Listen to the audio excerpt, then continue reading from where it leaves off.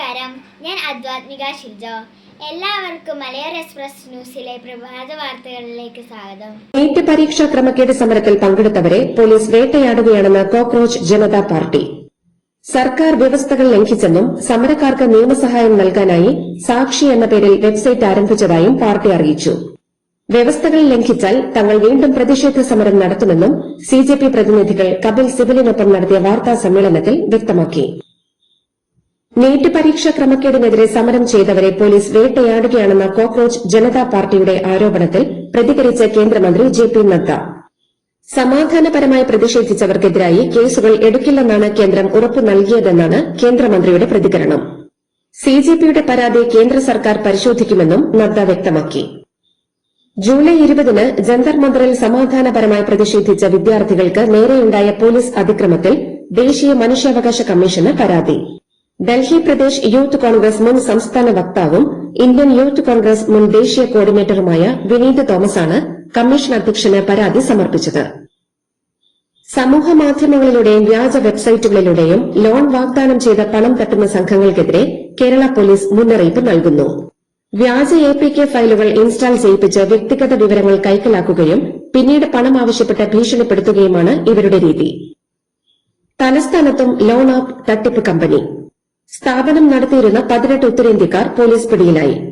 50 കമ്പ്യൂട്ടറുകളും പിടിച്ചെടുത്തു. കൂടുതലും വിദേശികളാണ് തട്ടിപ്പിനിരയായവർ. ഇടപാടുകാർ കൂടുതലും അമേരിക്കക്കാരാണ്. വിമാനത്താവളത്തിൽ നിന്നാണ് ഒരാളെ പിടികൂടിയത്. ഓപ്പറേഷൻ തൂഫാനിൽ നടത്തിയ പരിശോധനയിലാണ് തട്ടിപ്പ് സംഘം പോലീസ് വലയിലായത്.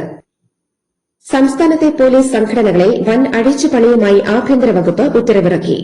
നിലവിലുണ്ടായിരുന്ന 3 പോലീസ് സംഘടനകളെ പുനഃസംഘടിപ്പിച്ച് 2 സംഘടനകളാക്കി ചുരുക്കി. പോലീസ് അസോസിയേഷനും കേരള സീനിയർ ഓഫീസേഴ്സ് അസോസിയേഷനും. ഇതോടെ വർഷങ്ങളായി പ്രവർത്തിച്ചിരുന്ന കേരള പോലീസ് ഓഫീസേഴ്സ് അസോസിയേഷൻ എന്ന സംഘടന ഇല്ലാതായി.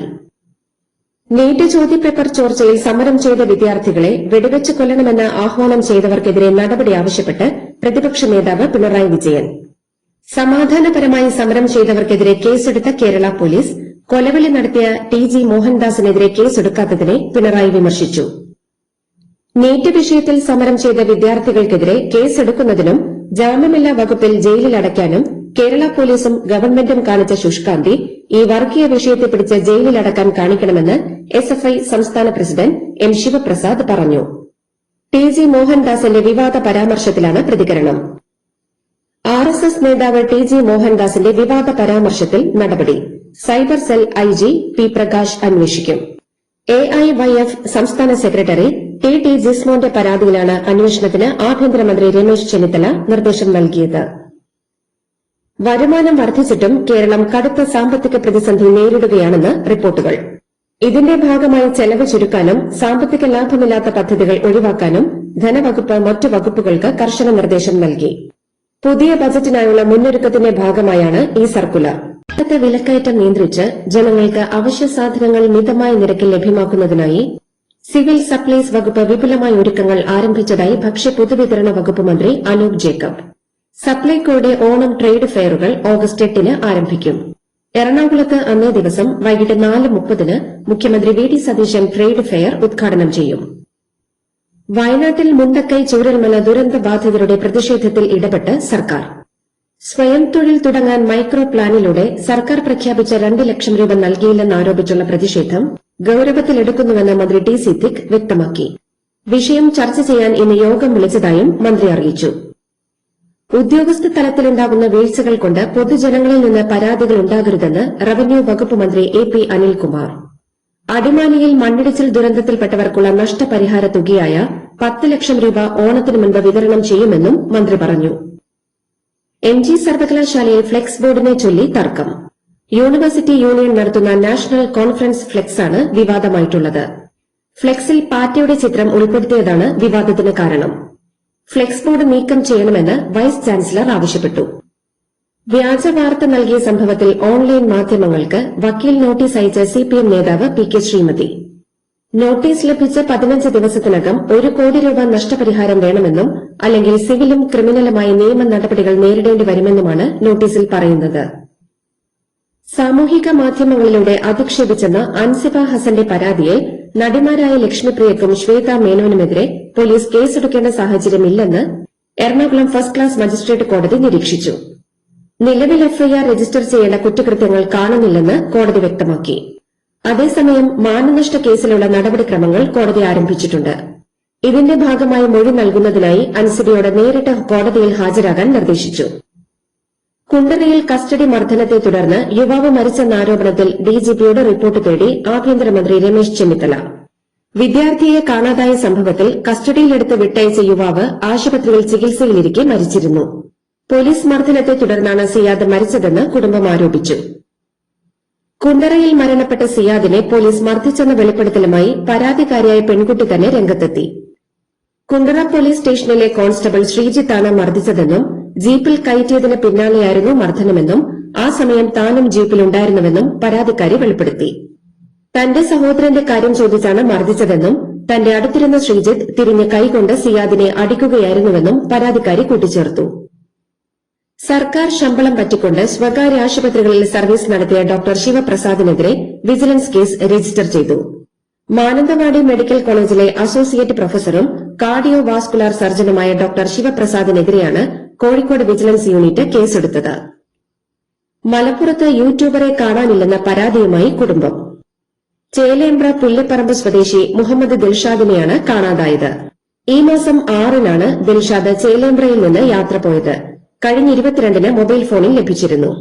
കഴിഞ്ഞ 5 ദിവസമായി യാതൊരു വിവരവുമില്ലെന്ന് കുടുംബം പറഞ്ഞു. കേരളത്തിൽ ഈ മാസം 31 വരെയുള്ള ദിവസങ്ങളിൽ നേരിയതോ മിതമായതോ ആയ മഴയ്ക്ക് സാധ്യത. ഒറ്റപ്പെട്ട സ്ഥലങ്ങളിൽ ശക്തമായ മഴയ്ക്കും സാധ്യതയുണ്ടെന്നാണ് കാലാവസ്ഥാ പ്രവചനം. പ്ലാസ്റ്റിക് കറൻസി നോട്ടുകൾക്ക് കേന്ദ്ര ധനമന്ത്രാലയത്തിന്റെ അംഗീകാരം. കടലാസിന് പകരം പ്ലാസ്റ്റിക് ഉപയോഗിച്ച് നിർമ്മിക്കുന്ന കറൻസി നോട്ടുകൾ പുറത്തിറക്കാനുള്ള റിസർവ് ബാങ്ക് നിർദ്ദേശത്തിന് കേന്ദ്ര ധനമന്ത്രാലയത്തിന്റെ അംഗീകാരം. പരീക്ഷണാടിസ്ഥാനത്തിൽ 10-ന്റെയും 20-ന്റെയും 100 കോടി വീതമെണ്ണം പോളിമർ നോട്ടുകളാണ് ആദ്യഘട്ടത്തിൽ പുറത്തിറക്കുക. പരീക്ഷണം വിജയിച്ചാൽ പ്ലാസ്റ്റിക് നോട്ടുകൾ വ്യാപകമാക്കുമെന്ന് കേന്ദ്ര ധനകാര്യ സഹമന്ത്രി പങ്കജ് ചൌധരി ലോക്സഭയിൽ സ്ഥിരീകരിച്ചു. പ്രതിപക്ഷ പ്രതിഷേധത്തെ തുടർന്ന് തടസ്സപ്പെട്ട പരീക്ഷാ ഭേദഗതി ബില്ലിൽ ഇന്ന് ലോക്സഭയിൽ ചർച്ച നടക്കും. സ്പീക്കർ ഓം ബിർളയുടെ അനുനയ നീക്കത്തെ തുടർന്നാണ് പ്രതിപക്ഷം ചർച്ചയ്ക്ക് സഹകരിക്കാൻ തീരുമാനിച്ചത്. കരൂർ ദുരന്തത്തിൽ മരിച്ചവരുടെ ബന്ധുക്കൾക്ക് സർക്കാർ ജോലി നൽകിയതിൽ വിജയ് സർക്കാരിന് തിരിച്ചടി. നിയമന ഉത്തരവ് ഹൈക്കോടതി റദ്ദാക്കി. ആശ്രിത നിയമനത്തിലെ സുപ്രീം കോടതി ഉത്തരവുകളുടെ ലംഘനം എന്ന് ചൂണ്ടിക്കാട്ടിയാണ് ഹൈക്കോടതിയുടെ നടപടി. ഡിഫൻസ് റിസർച്ച് ആൻഡ് ഡെവലപ്മെന്റ് ഓർഗനൈസേഷന്റെ 31 GB ഡാറ്റ ചോർന്നതായി സംശയം. തിരുവനന്തപുരം ആസ്ഥാനമായുള്ള സൈബർ ഫോറൻസിക് സ്ഥാപനത്തിന്റെ കണ്ടെത്തൽ പ്രകാരം മിസൈൽ രേഖകൾ അടക്കമുള്ള പ്രതിരോധ രഹസ്യങ്ങൾ ഡാർക്ക് വെബിൽ വിൽപ്പനയ്ക്ക് വെച്ചിരിക്കുകയാണ്. ഈ സംഭവം രാജ്യസുരക്ഷയിൽ വലിയ ആശങ്കകൾ ഉയർത്തുന്നു. ഏറെ പ്രതിഷേധങ്ങൾക്കും സിജെപിയുടെ രാജ്യവ്യാപക സമരത്തിനുമൊടുവിൽ നീറ്റ് പരീക്ഷാ ക്രമക്കേട് കേസുകൾ പരിഗണിക്കാനായി സ്ഥാപിച്ച ഫാസ്റ്റ് ട്രാക്ക് കോടതിയുടെ ആദ്യ സിറ്റിംഗ് തന്നെ മാറ്റിവെച്ചു. സിബിഐ അഭിഭാഷകൻ ഹാജരാകാതിരുന്നതിനെ തുടർന്നാണ് കേസ് പരിഗണിക്കുന്നത് മാറ്റിവെക്കേണ്ടി വന്നത്. സോഷ്യൽ മീഡിയയിലൂടെ തനിക്കെതിരെ അപകീർത്തികരമായ പോസ്റ്റുകളും വീഡിയോകളും ഡീപ് ഫേക്ക് ഉള്ളടക്കങ്ങളും പ്രചരിപ്പിച്ചതുമായി ബന്ധപ്പെട്ട് കേന്ദ്ര റോഡ് ഗതാഗത ഹൈവേ മന്ത്രി നിതിൻ ഗഡ്കരി മാനനഷ്ട കേസ് നൽകും. ഗൂഗിൾ, എക്സ്, മെറ്റ തുടങ്ങിയ ഡിജിറ്റൽ പ്ലാറ്റ്ഫോമുകൾക്കെതിരെ സിവിൽ മാനനഷ്ട കേസ് ഫയൽ ചെയ്യാൻ നിതിൻ ഗഡ്കരിക്ക് ബോംബെ ഹൈക്കോടതി അനുമതി നൽകി. കാനഡയിലെ ടൊറന്റോയിൽ ഇന്ത്യൻ വംശജയായ 26-കാരി നവനീത് കൌർ വെടിയേറ്റ് മരിച്ചു. വ്യക്തിപരമായി ലക്ഷ്യമിട്ടുള്ള ആക്രമണമായിരുന്നുവെന്ന് പോലീസ് സ്ഥിരീകരിച്ചിട്ടുണ്ട്. സംഭവവുമായി ബന്ധപ്പെട്ട് ബ്രാംപ്ടൺ സ്വദേശിയായ ശരൺജിത്ത് സിംഗിനെ ഫസ്റ്റ് ഡിഗ്രി കൊലപാതക കുറ്റം ചുമത്തി അറസ്റ്റ് ചെയ്തു. കോമൺവെൽത്ത് ഗെയിംസിൽ ഭാരോദ്വഹനത്തിൽ പുരുഷന്മാരുടെ 79 കിലോ വിഭാഗത്തിൽ വല്ലൂരി അജയബാബു വെള്ളിയും വനിതകളുടെ 58 കിലോഗ്രാം വിഭാഗത്തിൽ വിന്ധ്യ റാണി ദേവി വെങ്കലവും സ്വന്തമാക്കി. പുരുഷന്മാരുടെ ഹൈജമ്പിൽ സർവേഷ് കുഷാരെ ചരിത്രം കുറിച്ച് വെള്ളി മെഡൽ നേടി. ഈ ഇനത്തിൽ വെള്ളി മെഡൽ നേടുന്ന ആദ്യ ഇന്ത്യൻ താരമാണ് 31-കാരനായ സർവേഷ്. ലോകകപ്പ് ഫൈനൽ നിയന്ത്രിച്ച സ്ലൊവേനിയൻ റഫറി സ്ലാവ്കോ വിൻസിച്ച് ലോകകപ്പ് ഫൈനലിന് പിന്നാലെ വിരമിക്കൽ പ്രഖ്യാപിച്ചു. ടൂർണമെന്റ് കഴിഞ്ഞ് ഒരാഴ്ച പിന്നിടുമ്പോഴാണ്